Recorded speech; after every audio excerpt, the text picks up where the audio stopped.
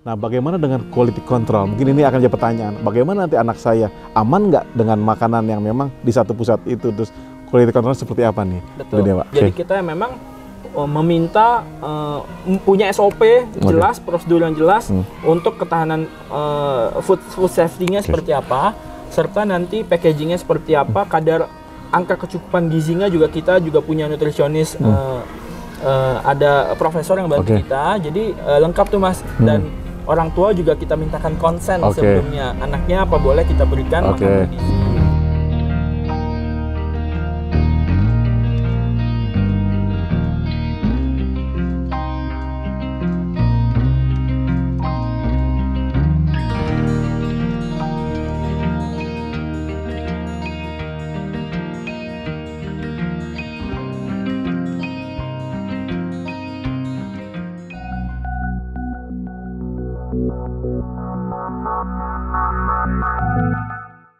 Oke, halo Farmers, ketemu lagi dengan saya Ramdan di AgriSim TV.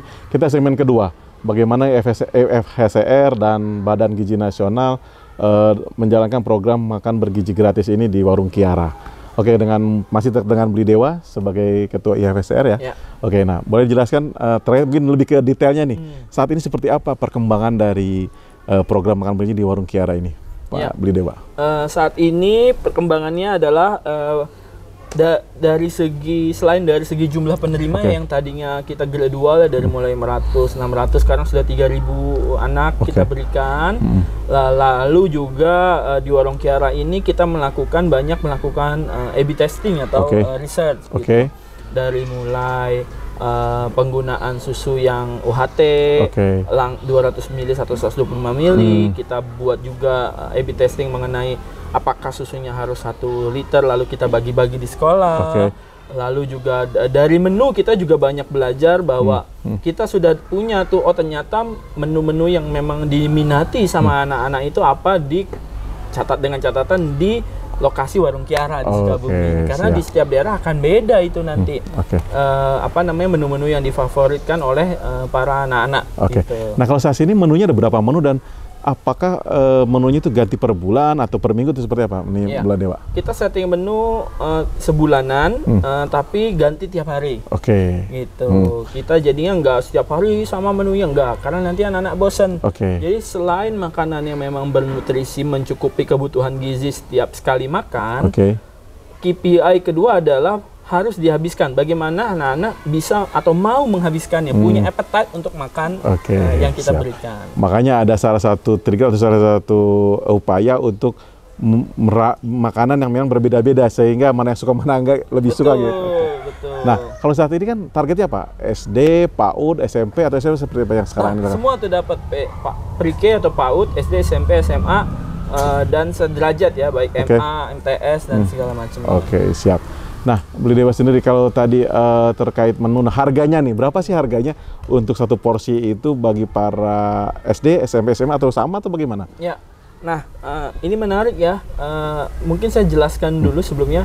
Kalau konsep pilot project yang dilakukan di Warung Kiara adalah menggunakan dapur umum atau dapur pusat central kitchen, yang mana kita memperkerjakan warga lokal untuk menjadi pekerja dari mulai pemasak, pengantar makanan, lalu packing, sampai nanti yang mencuci piring, dan 3 orang komponen utama, yaitu kepala dapur sebagai manajer atau kepala unit pelayanan, lalu yang kedua adalah nutrisionis, ahli gizi, dan kepala keuangan atau accountant. Nah, dari situ akhirnya kita meramu unit makanan tersebut.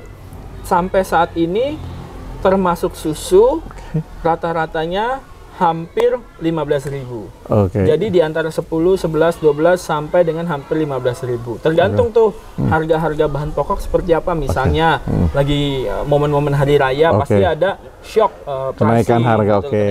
Tapi sampai sejauh ini memang harganya tidak sampai atau rata-rata di 15.000. Berarti rata-rata harga tidak boleh lebih dari 15.000 ya? Betul. Siap.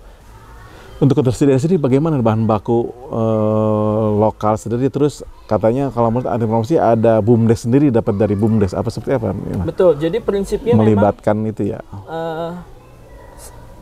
Untuk melibatkan masyarakat lokal, perangkat lokal dari mulai sourcingnya, selain memang tadi kita jelaskan yang memasak, bahkan sumber supply-nya pun harus lewat lokal. Nah, lewat lokal ini kan banyak, ada lewat UMKM, petani, peternak, pedagang. Nah, kita kalau di Warung Kiara ini ada juga yang lewat peternak langsung, petani langsung, maupun dari UMKM setempat, seperti itu. Namun baiknya memang kita melihat ke depannya mereka harus diinstitusionalkan, entah lewat koperasi atau lewat BUMDes. Jadi sekalian menghidupkan koperasi-koperasi di Indonesia dan BUMDes di Indonesia untuk produktif kembali. Siap. Nah, berarti kan akhirnya semua akan mendapatkan dampak yang positif dari dengan program ini.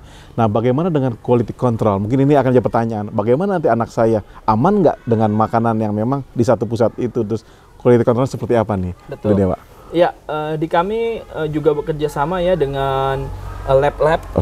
Kita juga melakukan tes apakah sumber pangan kita itu melalui tes boraks, tes formalin. Jadi kita memang meminta punya SOP jelas, prosedur yang jelas untuk ketahanan food safety-nya seperti apa, serta nanti packaging-nya seperti apa, kadar angka kecukupan gizinya juga kita juga punya nutrisionis.